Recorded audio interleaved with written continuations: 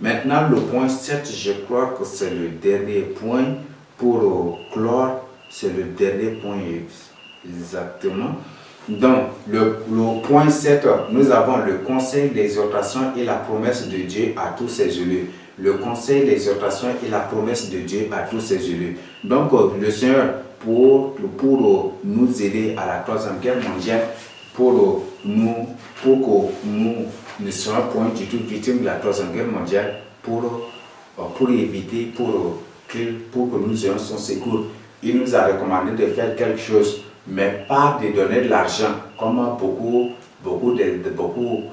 profitent aussi pour dire que pour avoir la sécurité, la protection de Dieu, il faut donner de l'argent. Le Seigneur n'a pas du tout demandé cela. Donc ce que le Seigneur te demande, c'est d'observer un jeûne sec de 4 jours avant ou pendant la Troisième Guerre mondiale. Donc pendant la Troisième Guerre mondiale, tu peux observer ce jeûne-là. Donc un jeûne sec de 4 jours pour demander sa protection, pour lui confesser tes péchés, pour demander sa protection.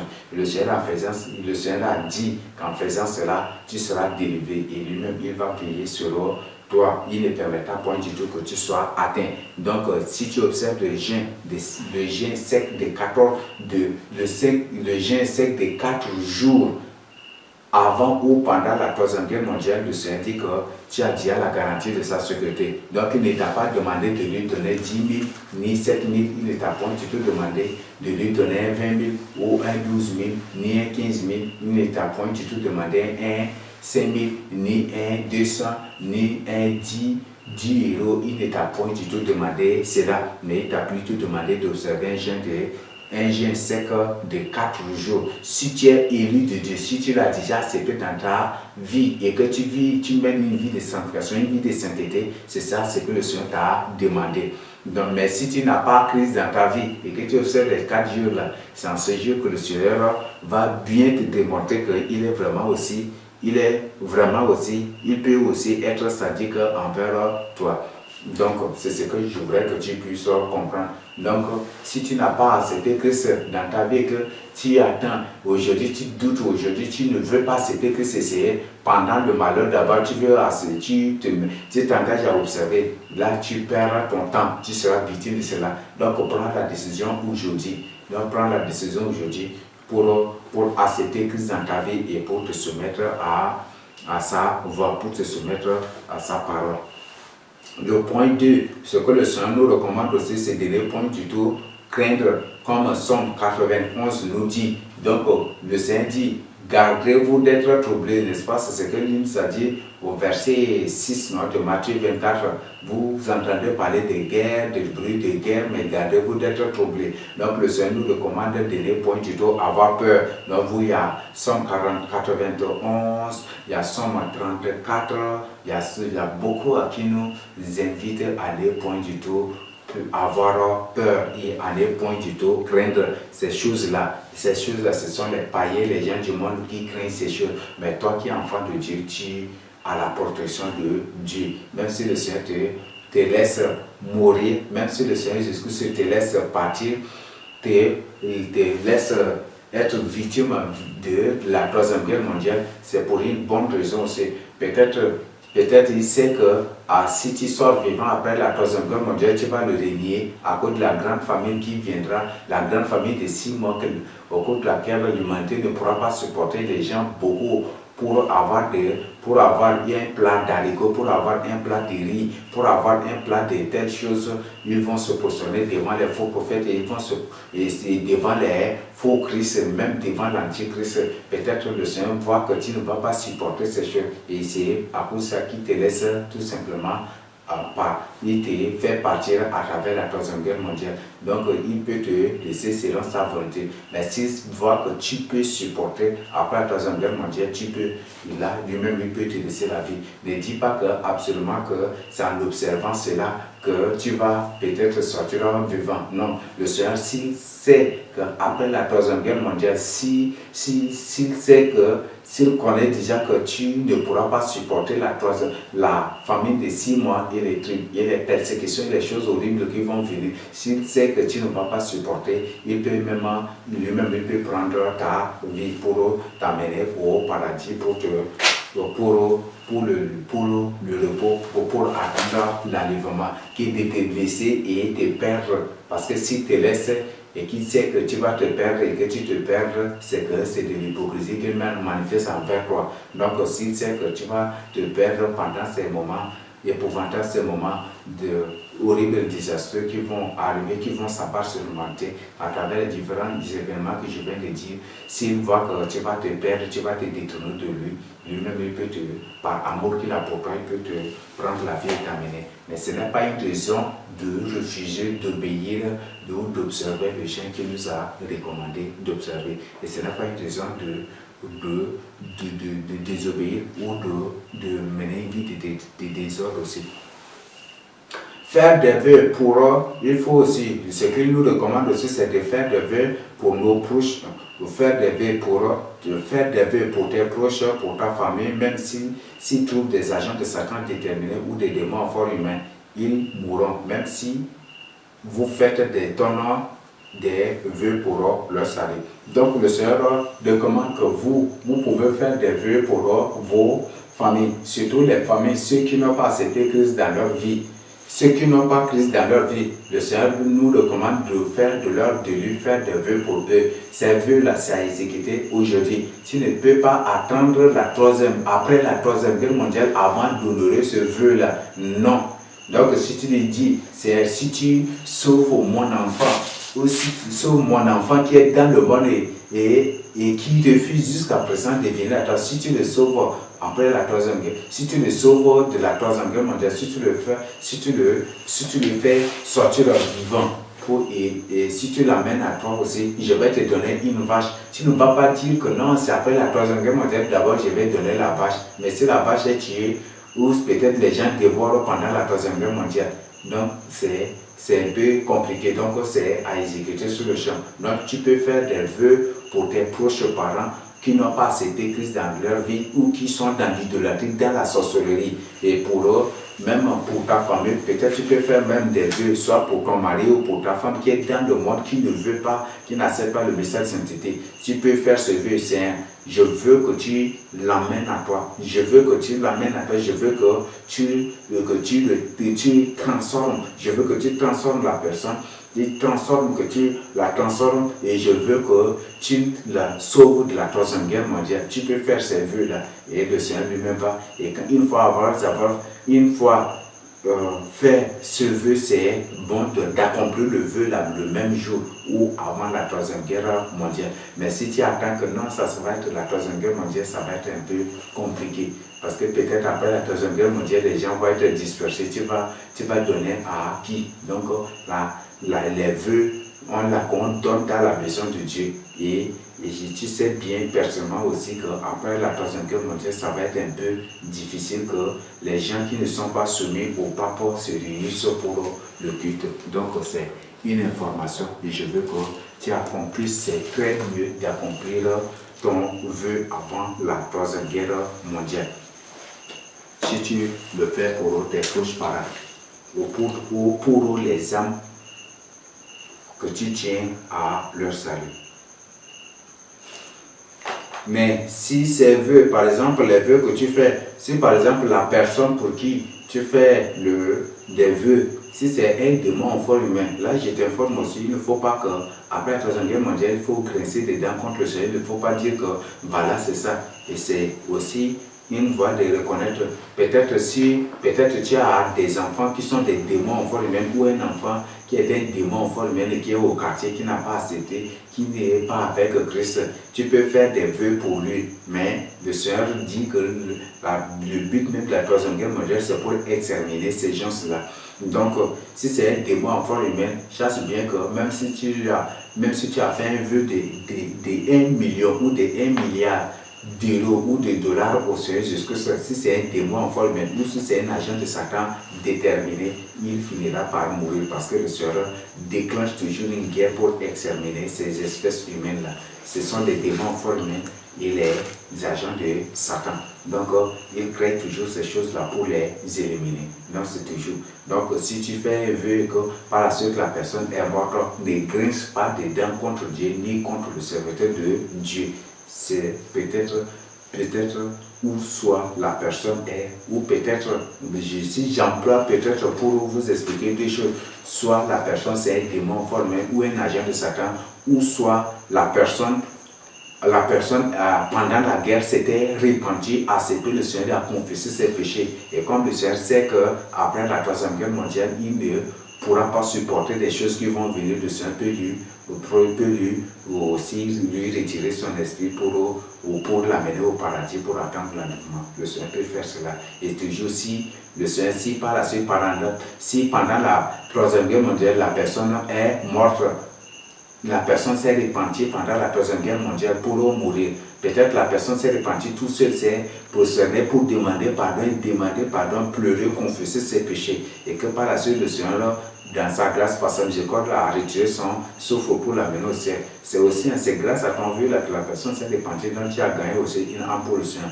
Donc si après la Troisième Guerre mondiale, tu ne vois pas la personne, il ne faut pas grincer les dents contre le serviteur de Dieu, il ne faut pas grincer les dents aussi contre le Seigneur Jésus-Christ. Il ne faut pas le haïr, il ne faut pas le critiquer, il ne faut pas aussi réagir négativement.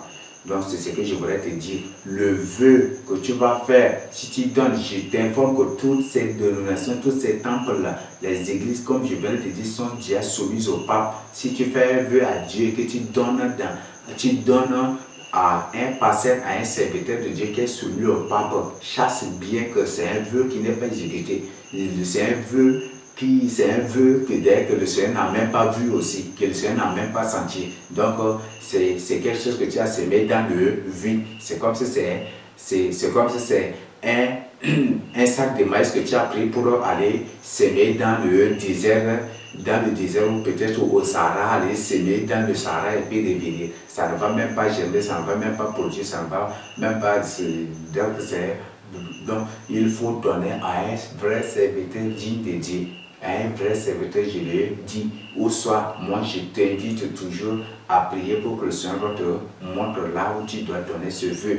C'est un vœu, tu ne peux pas dire, Seigneur, moi je veux que tu sois mon enfant et puis je vais donner mon argent à tel pauvre, à tel.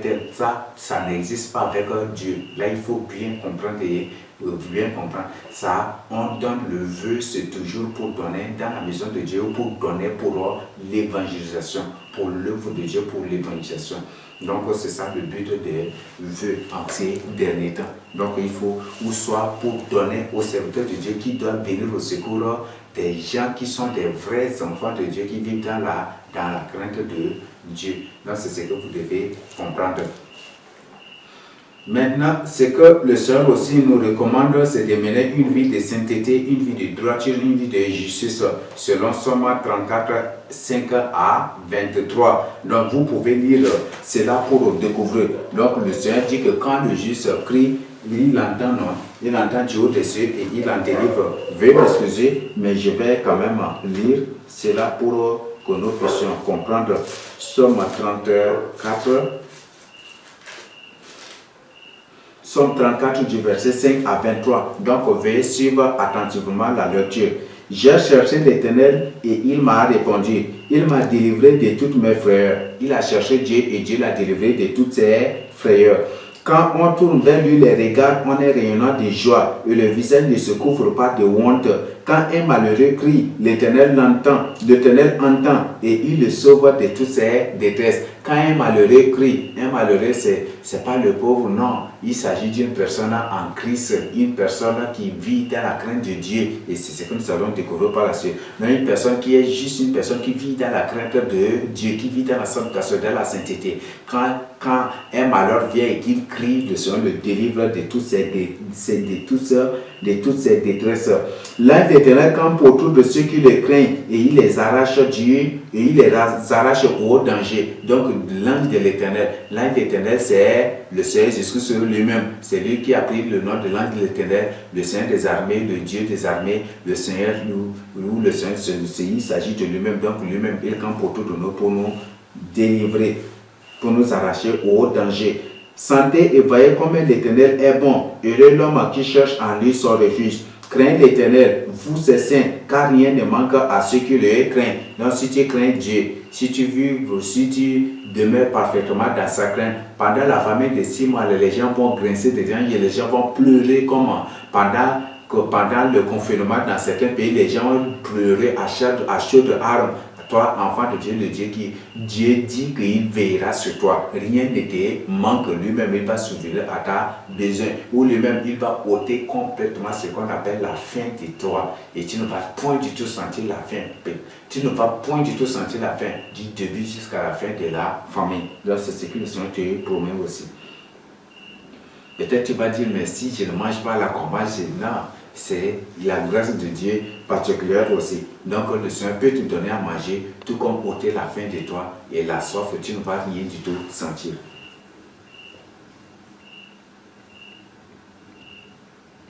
Craignez l'Éternel, vous êtes saints, car rien ne manque à ceux qui le craignent. Les lionceaux éprouvent la disette et la faim, mais ceux qui cherchent l'Éternel ne sont privés d'aucun bien. Ceux qui cherchent l'Éternel ne sont privés d'aucun bien.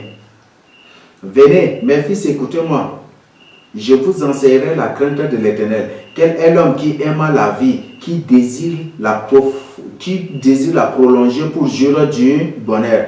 Préserve ta langue du mal. Oui, le Seigneur dit, préserve ta langue du mal. Toi qui racontes n'importe quoi sur les gens, qui insulte des gens, toi qui diffames des gens, toi qui racontes n'importe quoi sur les gens, le Seigneur dit, tu ne vas pas échapper. Tu ne vas point du tout échapper. Si tu veux prolonger ta vie, il faut confesser tes péchés, il faut te repentir. Il faut te repentir et les gens que tu scandalises, il faut les ramener. Mais si tu ne fais pas cela, tu ne vas point du tout prolonger ta vie. Tu peux même déchirer les livres des sommes là, avaler pendant la 3e guerre mondiale. Tu peux même faire tout, mais tu vas être victime de cela. Donc répare-toi avant que cela ne t'arrive et avant que cette guerre ne déclenche, sinon tu seras victime. Tu en seras victime. Préserve ta langue du mal et tes lèvres des paroles trompeuses. Des paroles trompeuses, des mensonges racontés sur les gens. Éloigne-toi du mal et fais le bien. Recherche et poursuis la paix. C'est ce que Dieu dit, hein? Poursuis la paix. Éloigne-toi du mal et poursuis la paix. Les yeux de l'Éternel sont sur les justes et ses oreilles sont attentives à leurs cris. Un juste, c'est celui qui pratique la justice. La justice, c'est l'observation de la loi de Dieu. La loi de Dieu, c'est la parole de Dieu. La parole de Dieu est constituée du Nouveau Testament et de l'Ancien Testament, de l'Ancien Testament et du Nouveau Testament. Donc c'est ça la justice, ou c'est ça le juste, la signification du juste devant Dieu. C'est celui qui vit, qui met en pratique la loi de Dieu, qui vit dans la parole de Dieu, dans la crainte de Dieu, dans la vérité, dans la sanctification, dans la sainteté. L'Éternel tourne sa face contre les méchants. Il tourne sa face contre les méchants pour retrancher de la terre leurs souvenirs.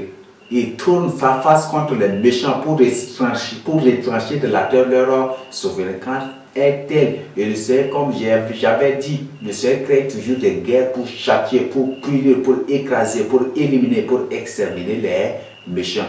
Un méchant, par définition biblique, c'est celui qui connaît bien la vérité, celui qui connaît bien la volonté de Dieu, qui connaît bien quelle est la volonté de Dieu, mais qui refuse de la faire. C'est celui-là que le Seigneur qualifie de méchant. Pour cela, vous pouvez lire dans Ézéchiel 18 pour découvrir. Donc, celui qui connaît quelle est la volonté de Dieu, quelle est la volonté de Dieu. Quelle est la volonté de Dieu? Celui qui connaît la vérité, celui qui connaît la volonté de Dieu, celui qui connaît la parole de Dieu, qui connaît mais qui refuse, qui ferme ses oreilles, ferme ses yeux pour faire ce qu'il veut et qui fait toutes choses pour honorer, pour glorifier, pour respecter son maître et pour satisfaire son maître. C'est celui-là que le Seigneur qualifie d'un méchant. Donc si tu es un athée, tu sais bien, tu connais bien la vérité. En voyant la terre même, tu sais bien que Dieu existe et tu as besoin de venir tu as le droit, le devoir d'accepter le Seigneur Jésus-Christ dans ta vie pour ton salut. En voyant la terre, en voyant les cieux, en voyant la lune, le soleil, en voyant tout ce que Dieu a créé, tu n'as pas besoin de dire que Dieu n'existe pas, tu n'as pas besoin que moi je ne crois pas en Dieu, tu n'as pas besoin de dire cela. Tu sais bien que Dieu existe et tu le sais bien, personnellement au fond de toi tu le sais bien. Donc le Seigneur dit qu'il tourne sa face contre les méchants pour les retrancher de la terre, leurs souvenirs. Donc pour examiner, nous allons découvrir encore la suite. Quand les justes crient, l'Éternel entend et il les délivre de toute leur détresse. Encore, maintenant le verset 19. L'Éternel est près de ceux qui ont le cœur brisé et il sauve ceux qui ont l'esprit dans l'abattement. Si tu as l'esprit dans l'abattement, pendant ces mois de troubles, pendant ce moment de détresse, pendant ce moment de fléau, de guerre, pendant ce moment, tu as l'esprit troublé, tu as agité, mais le Seigneur te délivre, le Seigneur t'en délivre, le Seigneur t'arrache, le Seigneur va veiller sur toi. Comme il dit, l'un des camps pour tous de ceux qui le craignent, ceux qui craignent l'Éternel. Le malheur atteint souvent le juste, mais l'Éternel en délivre toujours. Peut-être tu restes, on peut même envoyer une bombe, boum, et peut-être tu es là, tu es emporté par la bombe, mais rien ne va du tout t'arriver. Le Seigneur m'a montré quelque chose. Donc dans la vision, c'était la Troisième Guerre mondiale qui était éclatée. Et ce sont les Allemands qui ont envoyé des bombes à Sarre. Et quand ils ont envoyé des bombes, dans la vision, j'étais aussi à Sarre et la bombe avait explosé. Boum, et puis moi j'étais là. Le feu, la radioactivité, tous les effets de bombe, là, ça n'a point du tout. Alors que la bombe avait explosé aussi avec moi, mais j'étais point du tout mort. Et les gens qui étaient sortis, les gens qui par la suite étaient sortis là ici, il y a beaucoup qui étaient morts, beaucoup les a amenés pour les soigner, des trucs, mais moi, tandis que moi, il n'y avait rien du tout, j'évangélisais des lieux à un autre, c'était vraiment merveilleux. Voilà, le Seigneur, quand tu pousses des cris, le Seigneur te délivre si tu vis dans sa crainte. On peut même envoyer des bombes atomiques, on peut envoyer des bombes nucléaires, des bombes supersoniques, on peut faire des bombardements, des tirs, des tout. Même les balles là vont passer comme ça, comme ça. Mais toi qui es méchant, toi qui ne vis pas la grâce de Dieu, toi qui connais bien la vérité, toi qui refuses de te soumettre aux ordres de Dieu, aux recommandations de Dieu, toi qui refuses de faire la volonté de Dieu, toi qui refuses de venir au Seigneur Jésus, tu sais, là, même si tu pries, la balle qui doit partir là-bas, le Seigneur va dévier pour venir, pour venir sur toi, pour t'atteindre. Il garde tous ses os, aucun d'eux n'est brisé. Même s'il y a une explosion nucléaire, même s'il y a une bombe qui t'a emporté, même tes os ne seront point du tout brisés. Et tu ne seras point du tout victime de cela. Le malheur tue le méchant et les ennemis du juste sont châtiés. Voilà, c'est ce que le Seigneur dit. Le malheur tue toujours le méchant. Les ennemis du juste, ce sont lesquels? Ce sont les méchants, n'est-ce pas? Ce sont les méchants, ceux qui persécutent le Seigneur, ceux qui persécutent le juste à cause de sa justice et pour le Seigneur Jésus, pour leur vie de sainteté, pour leur vie de sanctification, pour leur vie de perfection. C'est ceux-là qui sont des méchants et ceux-là qui seront châtiés, qui seront exterminés, brisés, écrasés, bombardés et retranchés. Le Seigneur a parlé de retrancher leurs souvenirs de la terre. L'Éternel délivre l'âme de ses serviteurs et tous ceux qui l'ont pour refuge échapperont au châtiment. L'Éternel délivre l'âme de ses serviteurs. Tout enfant de Dieu est serviteur.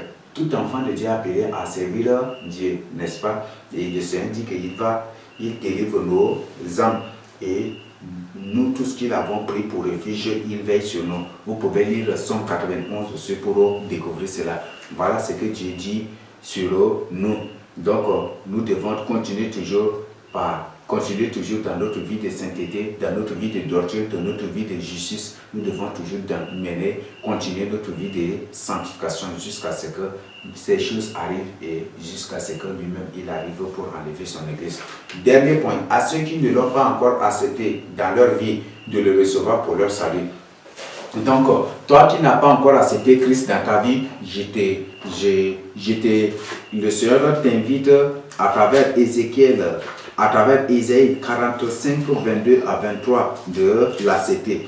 Donc, le Seigneur Jésus-Christ, toi qui ne l'as pas accepté, tu dois le faire. Donc, nous allons lire Ézéchiel 45, 22 à 23. Tournez-vous vers moi et vous serez sauvés. Tournez-vous vers moi et vous serez sauvés, vous tous qui êtes aux extrémités de la terre, car je suis Dieu, il n'y a point d'autre. je le jure par moi-même, la vérité sort de ma bouche et ma parole ne sera point révoquée. Tout genou fléchira devant moi, toute langue jurera par moi. Donc, vous qui êtes aux extrémités de la terre, tournez-vous vers moi. Toi qui te dis athée, toi qui te dis musulman, toi qui te dis catholique, tu es dans une secte, tu dois te tourner vers Dieu. Donc, reviens au Seigneur Jésus-Christ, reviens au Seigneur Jésus-Christ.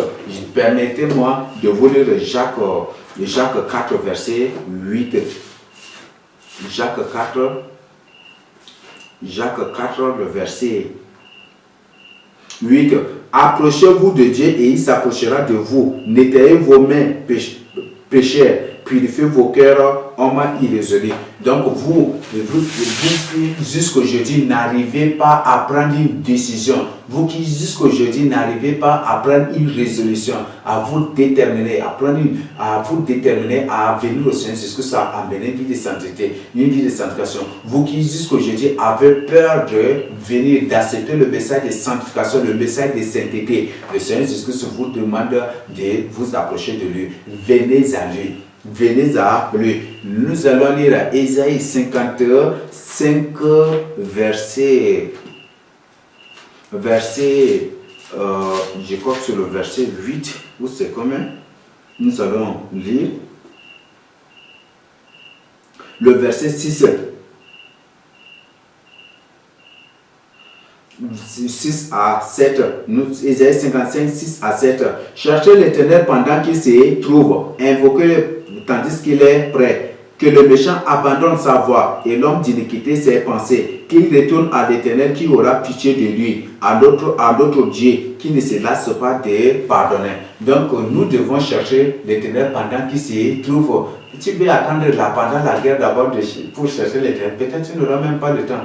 C'est pendant que tu veux prier, là, qu'une bombe explose, boum, là, tu te lèves en courant. Pendant que tu veux rester tu prends fuite et tu n'auras même pas ce temps. Et tu finiras. Et par la fin, tu finiras par être victime d'une balle perdue ou d'une explosion, d'un bombardement c'est ce que tu vas subir. Donc, cherche l'Éternel pendant qu'il se laisse trouver encore. Cherche l'Éternel pendant qu'il est encore temps. C'est ce que le Seigneur te demande. Non, ne t'en dessus plus. Si tu n'as pas Christ dans ta vie, à travers cet enseignement, le Seigneur Jésus t'invite à venir à lui. Il va te protéger et il va te délivrer. Si tu prends la décision d'accepter Christ dans ta vie, n'oublie pas de nous faire signe. On va laisser nos contacts, on va laisser nos coordonnées et vous allez nous faire signe, soit par mail ou soit par téléphone. Vous pouvez nous faire signe et ça va beaucoup vous aider. Et pour toi qui viens d'accepter Christ dans notre vie, on va vous laisser aussi la page YouTube. Il y a plein d'enseignements que vous pouvez télécharger pour vous édifier, des choses vraies, des choses réelles que le Seigneur lui-même nous a révélées, qu'on a mis à votre disposition. Il y a le site là aussi. Nous allons vous laisser aussi le site internet dans lequel vous allez télécharger aussi des différentes révélations, des différentes notes d'informations, des sujets de prière et beaucoup d'autres choses aussi pour vous aider. Donc c'est ce que j'ai à vous dire. Donc pour vous avertir et pour finir aussi, après la Troisième Guerre mondiale, vous qui allez rater l'enlèvement, là je parle de ces gens-là, vous qui allez rater l'enlèvement, je voudrais d'abord vous prévenir qu'après l'enlèvement, ils vont présenter les causes spirituelles. Les causes spirituelles, déjà le Seigneur nous a démontré, le Seigneur nous a déjà exposé. Et là, il nous a présenté déjà les causes.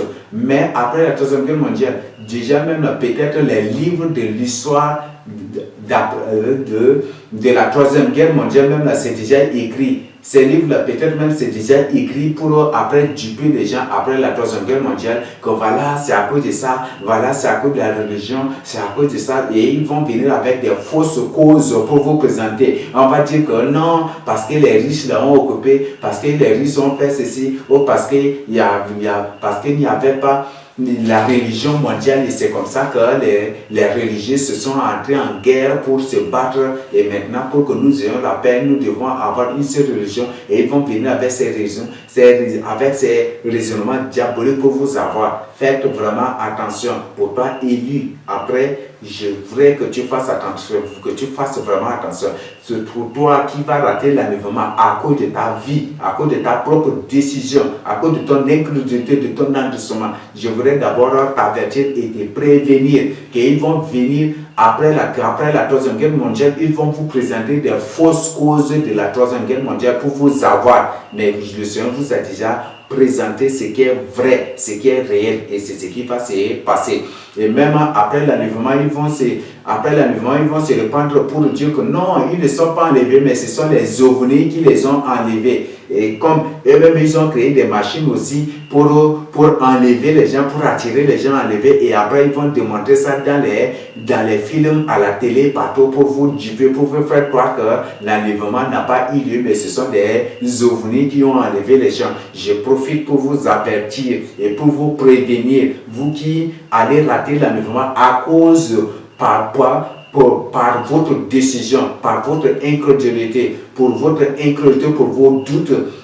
Je vous avertis, je vous informe que ces gens vont fomenter des choses pour vous avoir, pour vous faire croire que ce n'est pas l'enlèvement, mais vous soyez informés et avertis que c'est l'enlèvement. Et ce n'est pas encore trop tard, répentez-vous. Comme le Seigneur Jésus-Christ a dit à travers le nom de l'Éternel. C'est comme moi l'Éternel je cherche. Est-ce que la mort du méchant, n'est-ce pas qu'il se répande, n'est-ce pas qu'il change de conduite, de comportement et qu'il vit? Donc répands-toi, viens au Seigneur Jésus-Christ. Et comme nous venons de lire dans Ésaïe 5 du verset 6 à 7, cherche l'Éternel pendant qu'il se laisse encore trouver. Les choses du monde périront.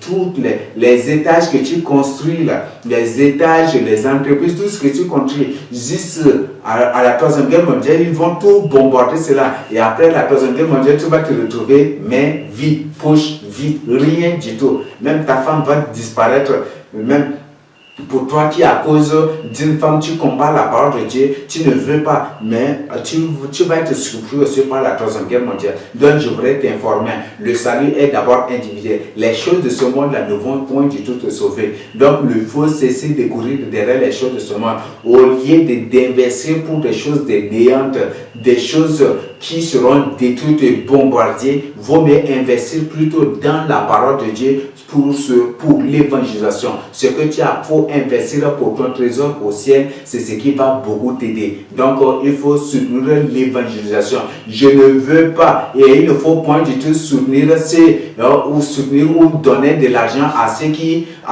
ceux-là qui font de l'argent de Dieu, les biens de Dieu, leurs propres biens, et qui font de n'importe quoi. Non, il faut soutenir l'évangélisation. Je te parle de l'évangélisation. Si tu veux devenir un co-ouvrier des évangélistes, c'est bon vraiment d'investir pour l'évangélisation, de soutenir l'œuvre d'évangélisation. Ce que tu peux, s'il y a des évangélistes, des élus évangélistes qui sont là, tu peux leur donner, ils vont multiplier les traités, ou peut-être par ces moyens, ça peut leur permettre de déplacer dans un coin irrégulier, dans un village ou dans un autre village pour évangéliser, ou soit nous envoyer pour l'évangélisation comme nous sommes aussi en évangélisation. Mais tout ce que nous voulons te dire, cherche le salut de ton âme. Cherche premièrement le salut de ton âme. C'est que tout projet dans lequel ou sur lequel tu investis, tout cela là, ça va être bombardé. Bientôt, ils vont tout bombarder. Ils vont réduire tout en cendres. Les entreprises seront réduites en cendres. Les marchés seront réduits en cendres. Ils réduisent en cendres. Les boutiques seront réduites en cendres. Les entrepôts, tout sera réduit en cendres. Et après la Troisième Guerre mondiale,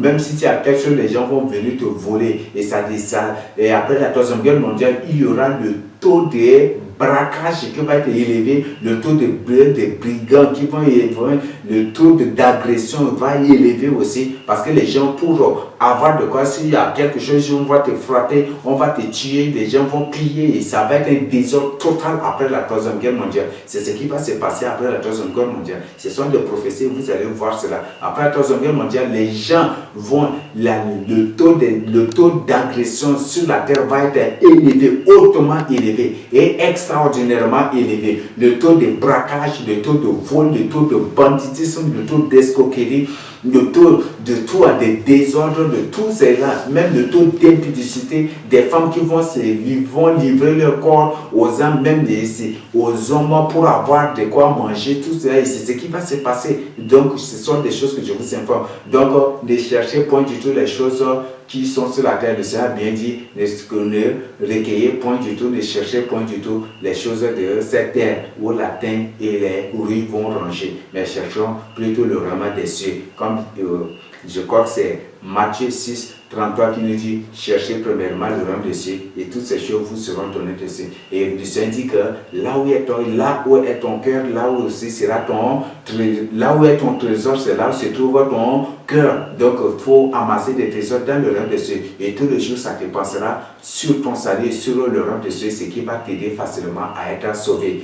Parce que si le Seigneur dit qu'aucun riche, c'est plus facile pour un chameau de passer par le trou d'une aiguille qu'un riche d'entrer dans le royaume de Dieu. Pourquoi cela? Parce que là se trouve la richesse, là où se trouve la richesse de l'homme, c'est là où se trouve son cœur. Mais si tes richesses, tes biens sont sur la terre, c'est sur la terre que se trouve aussi ton salut. Et tu considères la terre comme ton paradis. C'est la même chose dans l'islam, c'est la même chose dans le catéchisme, c'est la même chose dans la Kabbale. Dans la Kabbale aussi, c'est la même chose avec les faux prophètes qui aujourd'hui n'enseignent que les richesses, les bénédictions, ces choses. Et c'est ça, ce sont ces choses-là. Donc, place tes trésors là dans le royaume des cieux. Et si tu veux vraiment t'engager pour l'évangélisation, pour devenir le sage du dernier temps, parce que la Bible a bien dit que ce sont les sages du dernier temps qui te donneront des instructions à la multitude. Si tu veux t'engager dans l'évangélisation, si tu veux être avec nous pour l'évangélisation, et que le Seigneur t'a révélé, ou si tu veux t'engager, c'est mieux aussi de nous faire signe. Et si tu veux vraiment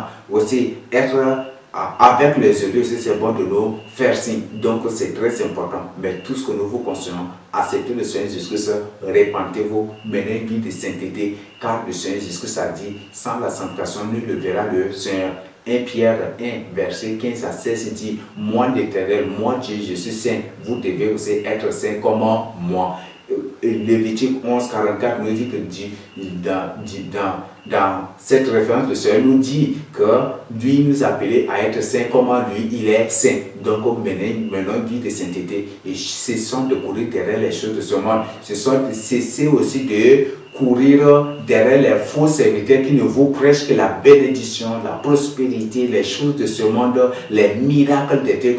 Les miracles ne te sauvent pas. La bénédiction ne te sauve pas, ne peut pas te sauver. Donc, la bénédiction, c'est la conséquence de ta vie de sainteté. Si tu mènes une vie de sainteté, le Seigneur te bénit. Mais si tu cherches la bénédiction dans le désordre, dans n'importe quoi, on ne te prêche pas la sainteté, on te prêche autre chose. On te pousse à l'adoration de la créature au lieu de l'adoration du Créateur. Ça, c'est tout cela. Ce sont des pratiques qui vont te conduire en enfer, qui vont te faire tomber dans la colère de Dieu. Donc, répands-toi et accepte le Seigneur Jésus dans ta vie. Voilà l'enseignement sur la Troisième Guerre mondiale et voilà ce que l'Esprit a te communiqué et à me communiquer. Dans cet enseignement, il y a beaucoup de choses, mais il y a beaucoup de choses. Peut-être qu'il y a d'autres choses que par la suite le Seigneur va me révéler. Je vais mettre à votre disposition. Mais à travers cela, nous avons découvert beaucoup de choses. Nous sommes déjà à la porte de l'enlèvement, à la porte de la Troisième Guerre mondiale. Cette porte-là est déjà ouverte et ça reste seulement quelque chose qui doit déclencher. C'est comme on a vu, c'est au Moyen-Orient que cette guerre va éclater. C'est au Moyen-Orient, Israël contre les pays islamistes, les pays islamiques qui vont tirer des bombes, qui vont faire toutes choses pour pousser Israël à la guerre. Et c'est ce qui va se passer. Et la Troisième Guerre mondiale va éclater là-bas. Donc répands-toi. Donc c'est pas encore trop tard. Le salut individuel, tu es informé, tu es averti. Pour toi qui mènes une vie de sainteté, une vie de sanctification, continue par te purifier, continue par te sanctifier. Comme la Bible dit que celui qui se suit, c'est sûr encore. Si tu veux vivre de te repentir, continue par te suyer. Et si tu te purifies aussi, continue par te purifier. Si tu te sanctifies, continue encore aussi par te sanctifier. Pour toutes choses, il y a des jugements. Le jugement de Dieu contre l'humanité viendra à travers cette guerre et viendra à travers les fléaux aussi qui arriveront après juste cette guerre aussi. Donc c'est ce que tout au long du règne de l'Antichrist. Donc ce sont ces choses. Vous êtes déjà informés, vous êtes déjà avertis. S'il y a des questions, n'oubliez pas de nous envoyer soit par mail ou soit ou soit par appel aussi. Et s'il y a d'autres choses que vous aimeriez partager avec nous aussi, vous pouvez nous faire ça aussi sans problème. Et après avoir suivi cet enseignement, n'oubliez pas de partager avec les autres. Nous sommes au temps d'évangélisation. Donc, on partage cet enseignement avec les autres pour leur avertir et pour ouvrir les yeux des autres. Donc, il ne faut point du tout que par jalousie ou par rivalité ou par l'amour des choses de ce monde, tu refuses de contribuer à l'œuvre de Dieu. Donc, si tu es un anglophone et que tu reçois cet enseignement, c'est bon de traduire. Nous te permettons de traduire fidèlement. Si réellement tu es un vrai élu de Dieu, il faut traduire fidèlement cet enseignement pour mettre à la disposition des autres. En anglais, ou soit en espagnol, ou soit en portugais, ou en allemand, ou en d'autres langues, ou en hébreu ou en d'autres, tu peux traduire cela fidèlement pour mettre à la disposition. Mais si c'est pour faire autre chose, le Seigneur dit, si tu retranches quelque chose, il va te briser, il va t'écraser, il va te maudire et tu vas périr sauvagement. Et si tu agites quelque chose, il va te punir aussi. Donc il faut le faire fidèlement. Ce n'est pas pour t'intimider. Si tu t'engages à le faire fidèlement, demande au Saint-Esprit et il t'aidera vraiment à réussir pour aider aussi les autres d'autres communautés linguistiques à comprendre, à découvrir cela pour les aider. Donc c'est ce que nous avons partagé avec vous. Que le Seigneur Jésus-Christ vous bénisse, que le Seigneur Jésus-Christ grave cet enseignement dans ton cœur, et que le Seigneur Jésus-Christ grave cet enseignement dans mon cœur, le Seigneur Jésus-Christ vous aide vraiment pour votre salut. Telle est la bénédiction que j'ai apportée sur chacun de nous, que le Seigneur Jésus-Christ nous aide dans notre intimité, dans notre communion avec lui pour toujours et pour l'éternité. Pour nous, Jésus-Christ, que Dieu nous bénisse.